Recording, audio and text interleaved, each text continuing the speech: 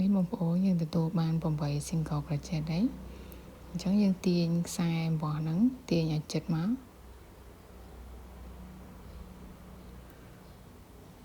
បន្ទាប់មកយើងយកមកចូលដាក់ចូលក្នុងប្រឡោះ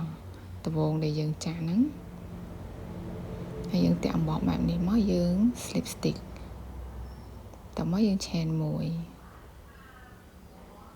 បន្ទាប់ពី chain ហើយយើងចាក់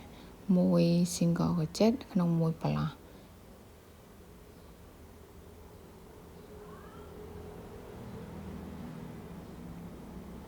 យើងចាក់បានមួយ single crochet ហើយយើងខ្ទាស់បែបនេះមកដើម្បីងាយស្រួលឲ្យយើងដឹងថាដល់ជុំហើយកន្លែងហ្នឹងគឺយើងចាក់ដំបូងគេទី1ដើម្បីកុំឲ្យយើងវែងអញ្ចឹងយើងចាក់បន្តមកមួយប្រឡោះមួយ single crochet ពេលយើងចាក់ហើយយើងនឹងទទួលបាន8 single crochet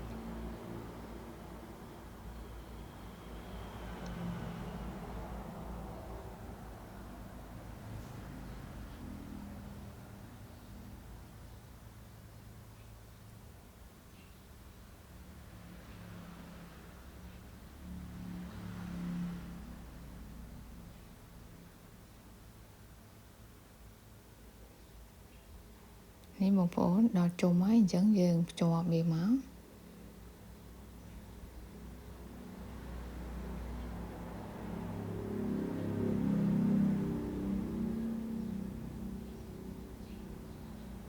ហើយយើងឆែនមួយហើយយើងកាត់អំបោះមក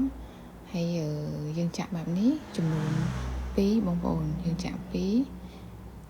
បដូរផ្កាមួយហើយមួយទៀតយើងធ្វើតងហើយបន្ទាប់ពីនេះមកតោះយើងចាប់ផ្ដើមចាក់ស្រទាប់ផ្កាសម្រាប់ស្រទាប់ផ្កានេះបងប្អូនពេញចិត្តពណ៌ណាបងប្អូនចាក់ពណ៌ហ្នឹងមកហើយនេះខ្ញុំចង់ចាក់ពណ៌ឈូកបែកតបែកភ័យហើយបងប្អូនចាប់ផ្ដើមពីប្រឡោះណាទៅមុនក៏បានដែរយើងចាក់ពីឆែនបន្ទាប់មកយើងចាក់ពី double crochet នៅក្នុងប្រឡោះតែមួយបងប្អូនមើលអត់ទាន់បងប្អូនអាចមើលក្នុងវីដេអូនេះម្ដងហើយម្ដងទៀតបាន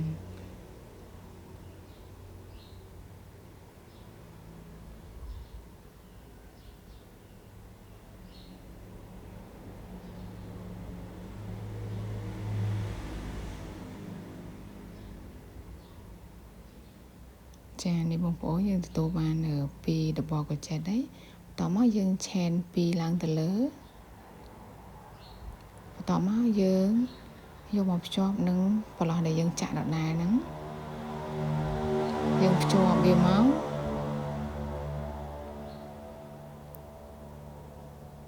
នេះយើងបានស្រទាប់ផ្កាមួយហើយបន្ទាប់មកយើងទៅភ្ជាប់នឹងប្រឡោះបន្ទាប់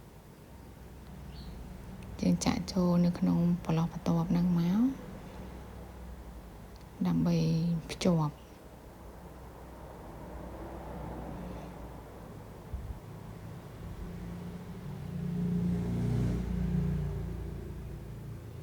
ពេលដែលយើងភ្ជាប់ហើយយើងធ្វើដូចស្រទាប់មុនអញ្ចឹងគឺយើងចាក់ឆែន2បន្ទាប់ពីឆែន2ហើយយើងចាក់ពី double crochet នៅក្នុងប្លោះតែមួយ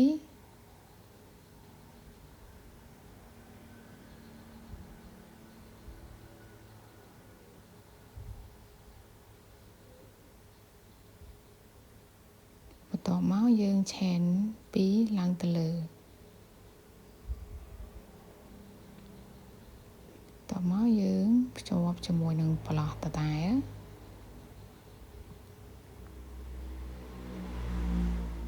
នេះយើងបានមកបន្ទាប់ទៀត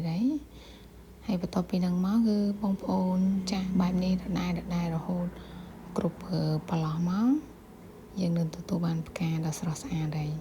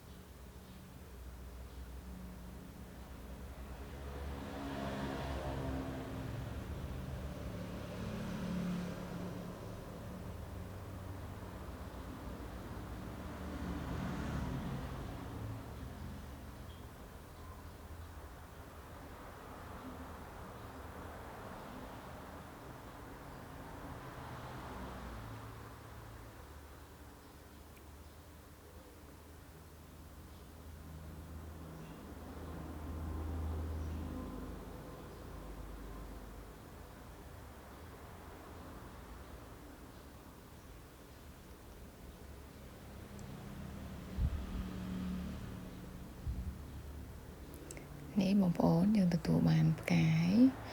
យើងដល់ជុំអស់ប្លោះហើយអញ្ចឹងយើងភ្ជាប់មកក្រោយមក